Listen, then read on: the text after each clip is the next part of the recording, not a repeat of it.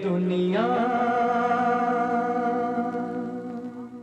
हमें काले हैं तो क्या हुआ, दिल वाले हैं। हेलो दोस्तों, स्वागत है आपका। आज हम एक ऐसे महान संगीतकार के बारे में जानेंगे जिन्होंने 60, 70 और 80 के दशक में एक से बढ़कर एक गाने गाए। इनकी आवाज में कुछ ऐसा जादू था जिसे सुनकर सारी हसीनाएं दीवानी हो जाती थीं, सुनने वाले मंत्र मुग्ध हो जाते थे। और शायद यही कारण है कि इनके जाने के दशकों के बाद भी लोग इन्हें उतना ही प्यार करते हैं। रफी साहब आज के सिंगरों के आइडियल माने जाते हैं। तो चलिए जानते हैं रफी साहब के निजी जिंदगी से जुड़े एक ऐसा राज जिसे इन्होंने छुपा कर रखा, जिसका जिक्र तक करना इनकी बेगम के सामने गुनाही थी। और क्यों रफी साहब ने 4 सालों तक लता जी के साथ कोई भी गाना नहीं गाया। मोहम्मद रफी का जन्म 24 दिसंबर 1924 को पंजाब राज्य के रूढ़िवादी मुस्लिम परिवार में हुआ था। इनकी स्कूलिंग कोटला सुल्तान सिंह में हुई। जब मोहम्मद रफी करीब 7 साल के हुए तब इनका परिवार रोजगार के सिलसिले में लाहौर आ गया। इनके परिवार का संगीत से कोई खास सरोकार नहीं था। जब रफी छोटे थे तब इनके बड़े भाई की नाई की दुकान हुआ करती थी। रफी साहब का काफी वक्त वहीं पर गुजरता था। कहा जाता है कि रफी जब 7 साल के थे तो अपने बड़े भाई की दुकान से होकर गुजरने वाले एक फकीर का पीछा किया करते थे, जो उधर से गाते हुए जाया करता था। उसकी आवाज रफी को पसंद आ गई और रफी उसकी नकल किया करते थे। मोहम्मद रफी के संगीत शिक्षक उस्ताद अब्दुल वाहिद खान, पंडित जीवनलाल मट्टू और फिरोज निजामी थे। मोहम्मद रफी के प्रथम गीत एक पंजाबी फिल्म गुल बच्चों के जरिए था, जिसे इन्होंने श्याम सुंदर के निर्देशन में 1944 में गाया। सन 1946 में मोहम्मद रफी ने बम्बई आने का फैसला किया। उन्हें संगीतकार नौशाद ने पहले आप नाम की फिल्म में गाने का मौका दिया। महज 13 साल की मासूम उम्र में रफी साहब की पहली शादी उन्हीं के चचेरी बहन से हो गई थी, जो सालों तक एक राज बनकर रही। और जब उनकी बहू की एक किताब ने जब इस राज से पर्दा उठाया तो बॉलीवुड में मानो खलबली मच गई। रफी साहब के गानों के दीवाने तो करोड़ों हैं, लेकिन उनकी निजी जिंदगी के बारे में कम लोगों को ही पता है। कहते हैं कि हम सभी के जिंदगी में कुछ न कुछ ऐसा होता है जिसे हम दूसरों से क्या, खुदा से भी छुपाना चाहते हैं। बहुत ही कम लोग जानते हैं कि मोहम्मद रफी ने 2 शादियां की थी, जिनमें अपनी पहली शादी के बाद इन्होंने सबसे छुपा कर रखी थी। ऐसी क्या मजबूरी थी कि रफी साहब ने कभी इस हकीकत को दुनिया के सामने कबूल तक नहीं किया।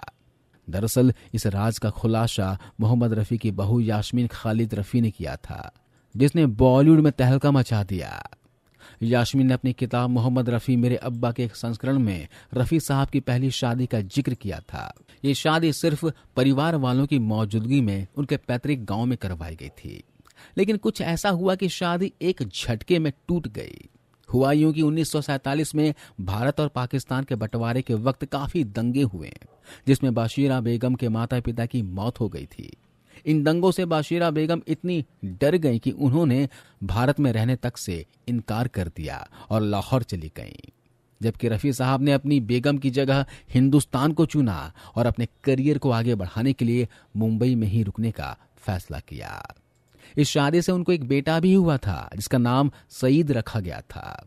लोग बताते हैं कि बाद में रफी साहब ने उन्हें पढ़ने के लिए लंदन भेज दिया था और वो वहीं सेटल हो गए।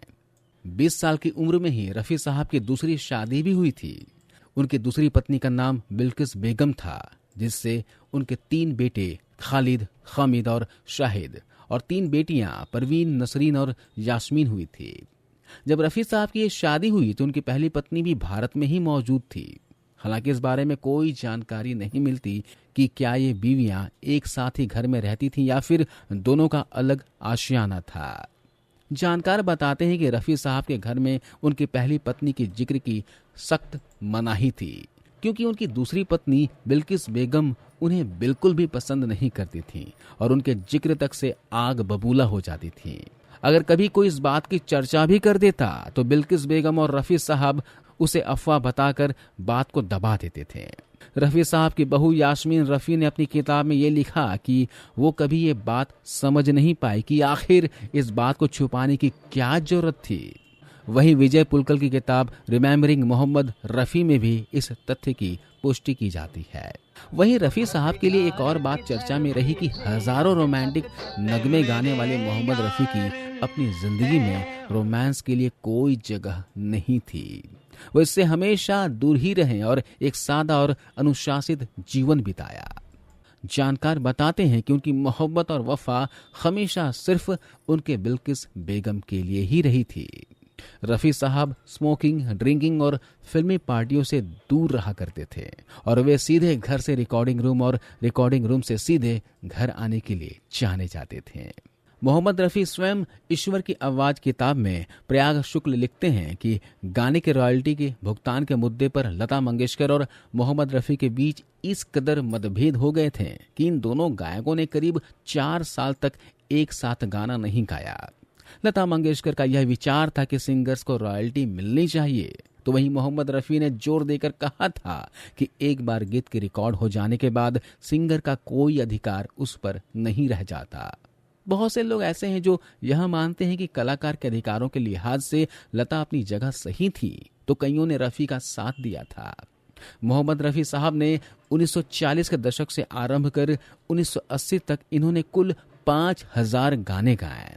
इनमें मुख्य धारा हिंदी गानों के अतिरिक्त गजल, भजन, देशभक्ति गीत, कव्वाली तथा अन्य भाषाओं में गाए गीत शामिल हैं, जिसके लिए इन्हें कई पुरस्कार भी मिले हैं। 31 जुलाई 1980 को गायक ने फिल्म आसपास के लिए एक गीत रिकॉर्ड करने के बाद इस दुनिया को छोड़ दिया। काफी देर से रफ़ी जी के सीने में दर्द हो रहा था, लेकिन उन्होंने किसी को नहीं बताया और काम पर चले गए।